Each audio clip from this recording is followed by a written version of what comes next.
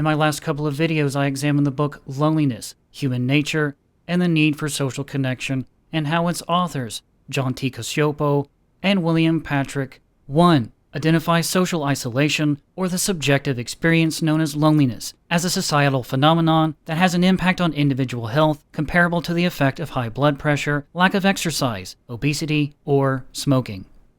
2.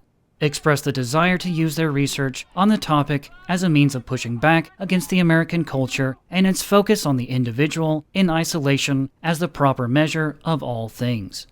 3. Call attention to how the lonely individual may react to social isolation with cognitive distortions and defensive behaviors, a hardwired and evolutionary response that may nevertheless repulse others and lead to further isolation. 4. Suggests that the lonely individual is selfish because such responses, however hardwired or evolutionary, disrupt group cohesion. 5.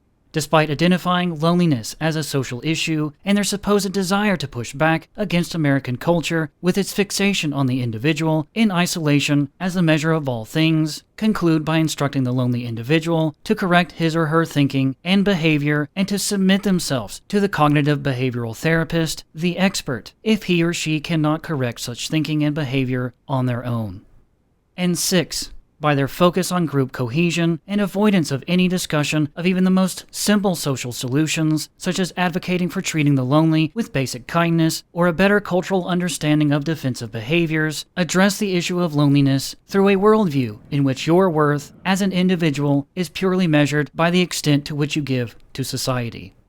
To put this last point another way, it would certainly seem, to the authors in question, that your value, as it were, is determined by your loyalty to society. Because your behavior as a lonely individual might go against the cohesion of society, you owe it to society to deal with the problem by yourself, and if you do not, you are selfish. The problem, however, to quote Dutch doctor and psychoanalyst Joost Meerloo, loyalty is a relationship. Loyalty to family, friends, or country has to be deserved.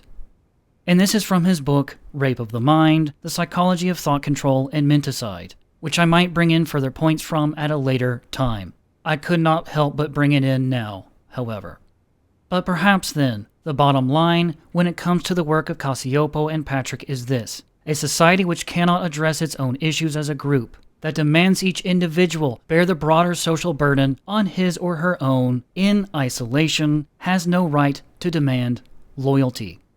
This would also have broader implications beyond loneliness being a societal level issue, of course. But moving on, this is the point at which I wanted to look at another book on loneliness, The Lonely American, Drifting Apart in the 21st Century, published by psychiatrist Jacqueline Olds, M.D. and Richard Schwartz, M.D. in 2009. I have two specific threads I want to follow with this book. The first string being the author's willingness to deal with loneliness as a social issue, as opposed to Cacioppo and Patrick, but how that perspective ultimately fails, but also contrasts well with Cacioppo and Patrick. And the second string being how the authors point out, albeit somewhat indirectly, some of the problems with the mental health industry, saying the quiet parts out loud, if you will. Just as Cacioppo and Patrick, Olds and Schwartz emphasize the impact loneliness has on health. Pages 2 through 3. There is now a clear consensus among medical researchers that social connection has powerful effects on health. Socially connected people live longer, respond better to stress, have more robust immune systems, and do better at fighting a variety of specific illnesses. These medical benefits derive directly from the social connection itself, not just from lifestyle improvements, such as better diet, more exercise, and better medical care that might go along with it. Medical research has clearly demonstrated that social connection is good for individual health. Yet people in this country continue to drift apart. We want to understand why.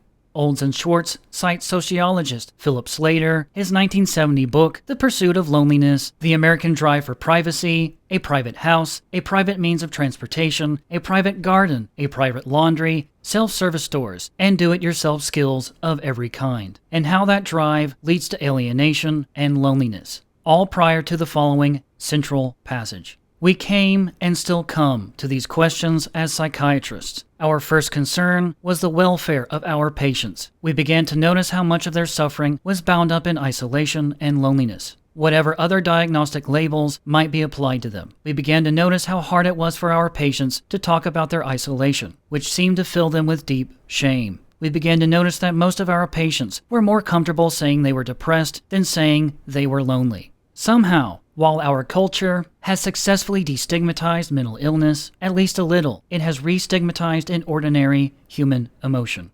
Here we can already see the authors presenting the medical model of mental illness. And just to state it plainly, one of the likely reasons why these psychiatrist patients are more comfortable saying they are depressed or mentally ill than saying they are lonely is because the mental health industry has normalized giving diagnoses for normal responses to life. And as I will continue to reiterate, these labels have no basis in science or medicine. In short, however, it is the mental health industry itself that has stigmatized ordinary human emotions such as loneliness. For reference to these points, look at the development of the DSM and how the industry has unjustifiably praised the manual as establishing psychiatry as a science. Look at how the industry plays on the myth that the supposedly mentally ill are dangerous to justify civil commitment. Look at the nuances of the bereavement exclusion for major depressive disorder and how that exclusion was removed from the most recent edition of the DSM. As Olds and Schwartz continue. Page 7. Something important is changing in Americans' relationship with one another, and that change is leaving a very large number of people very much alone. We see some of them as patients, and we see many more around us. We want to understand how an isolation that almost no one really wants ends up engulfing so many people, and how it affects them as individuals and all of us as a country. As practicing psychiatrists, we realize that this inquiry is not in line with our business interests. Most patients want medical diagnoses and pills or psychotherapy, and the job of paid confidant to lonely people is a reliable source of income for most psychotherapists. These treatments often do help bring people back into the world of connections with others. But the buy-your-way-out-of-it approach that is so much a part of modern American life is not a very efficient way of dealing with a national trend. We would rather address the trend itself, which seems to be creating a lemming-like walk into loneliness. One of the obvious implications here is that potential patients will seek out diagnoses and treatments from a psychiatrist or other mental health professional for the problem of loneliness, and such professionals will gladly accommodate them, diagnosing and treating loneliness as a disease. And of course, the authors, again psychiatrists, justify this, emphasizing that it can help. That's right, being labeled and treated as pathological when your problem is loneliness can be a help. Naturally, there is the further argument, as suggested by Cacioppo and Patrick, that, page 230, chronic loneliness is not a mental disorder, although it can put us at risk for conditions that are. And thus you get the typical argument for ignoring the underlying issue in favor of psychiatric treatment. And clearly, there is no need to discuss the further nature of diagnosis and treatment, how the professional and the patient-professional relationship might be controlling, manipulative, engage in humiliation tactics, or just be straight-up abusive. How the entire process is subject to the personal perspectives and biases of that same professional, and so on. I would also add, diagnosis and treatment is not just what people want.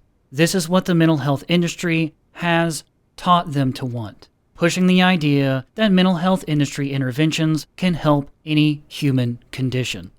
However, given all this, even Olds and Schwartz, as psychiatrists who want to keep their jobs, are willing to do what Cacioppo and Patrick are incapable of. They try to look at the trend, not just the individual in isolation. To pull from a parallel passage from later in the book, pages 159 through 160. Social disconnection leads the individual to fear the following. Is there something wrong with me? That fear builds into solitude, and the individual finally ends up in a professional's office. Once he or she is there, the fear will almost certainly be approached from the perspective of individual pathology, preferably with a clear diagnostic label, despite all the evidence that increasing social isolation is a societal problem. Both patient and clinician have a vested interest in the discovery of a diagnosis. For the clinician, a diagnosis makes clear that specialized expertise has led to a precise understanding of the problem, and specialized expertise is necessary to treat it. The specialized expertise that is the source of the clinician's livelihood. For the patient, a diagnosis provides an explanation for loneliness and unhappiness, which is itself a powerful source of relief even when nothing else has changed.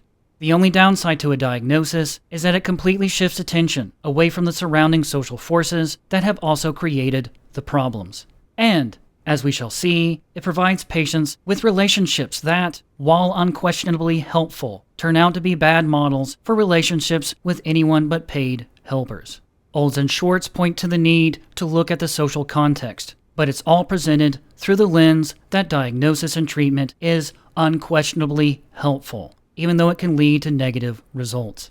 That even though isolation is a social issue, it is perfectly okay to pathologize that loneliness, as in, treat it as disease.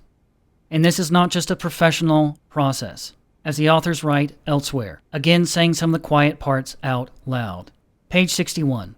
Feeling left out is an issue for many psychotherapists. It is often part of the developmental path that leads someone to an interest in becoming a psychotherapist. What better way to master lingering worries about being left out than to become an expert in relationships? And then, from the safety of expertise, to be slightly dismissive about the emotional impact of those feelings. The psychiatrist consistently presents him or herself as a medical professional who keeps his or her biases in check. But the reality is, he or she is an incredibly biased individual who will gladly pathologize normal responses to life. Such a professional is unequipped to deal with the problems so innate to the human condition as loneliness, either at the level of the individual or at the level of society.